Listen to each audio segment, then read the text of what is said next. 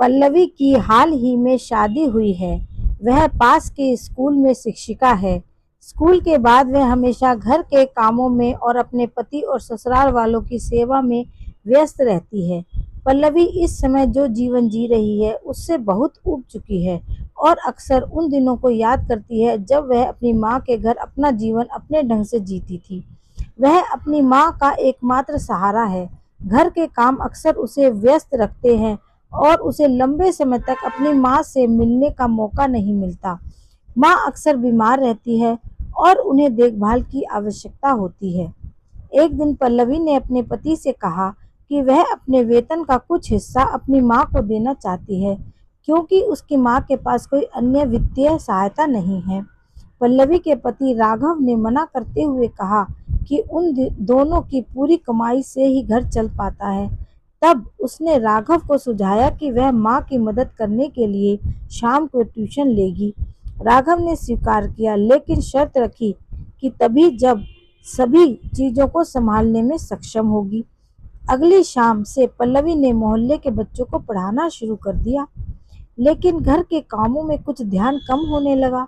रात का खाना देर शाम तैयार हो पाता, घर कुछ अव्यवस्थित रहता, कभी शाम के बर्तन सिंक में ही पड़े रहते और कभी-कभी पल्लवी शाम की प्रार्थना नहीं कर पाती। कुछ दिनों तक तो राघव ने हल्की-फुल्की मदद की, मगर उसके बाद वह अपना आपा खो बैठा। उसने पल्लवी से कहा, तुम्हें ट्यूशन बंद करनी होगी। क्यों मैं काम से आकर घर में भी काम करूं? मैं थक जाता हूं। पल्लवी ने बात को हंसी में लिया। फिर मैं कैसे कर पाती हूँ?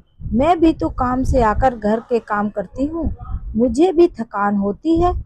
राघव ने कहा, घर के काम करना तुम्हारा कर्तव्य है। अब पल्लवी अपना आपा खो बैठी। उसने राघव से सख्त लहजे में कहा, मैं ट्यूशन जारी रखूंगी। राघव ने बात खत्म की और सोने चला गया, लेकिन अगले दिन शाम को वह देखकर हैरान रह गया कि पल्लवी अभी भी बच्चों को पढ़ाने में व्यस्त थी। वह इतना क्रोधित हुआ कि पढ़ाने के बीच में वह पल्लवी पर चिल्लाया, इसे बंद करो। पल्लवी ने बच्चों को इंतजार करने के लिए कहा और राघव को दूसरे कमरे में ले गई। इस बार पल्लवी ने दृढ़ता से राघव का विरोध किया। राघव ने पल्लवी का हाथ पकड़ते हुए कहा, मुझे तुम्हारे ऊपर सख्त होने के लिए मजबूर मत करो।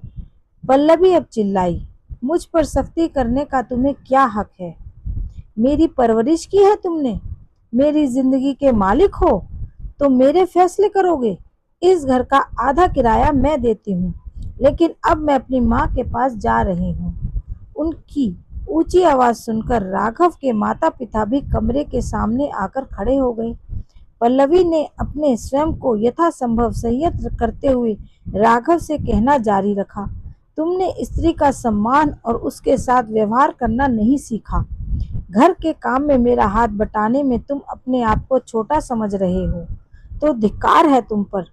तुम कैसे संतुलित परिवार की नींव रखोगे? मेरा अपने जीवन पर पूरा अधिकार है। पुरुष वर्चस्व की प्रक्रिया को जारी रखने में मेरी कोई रुचि नहीं है। मेरी आजादी की डोर मेरे हाथ में है और रहेगी। इतना कहकर वह अपना सामान पैक करके अपनी माँ के घर चली गई।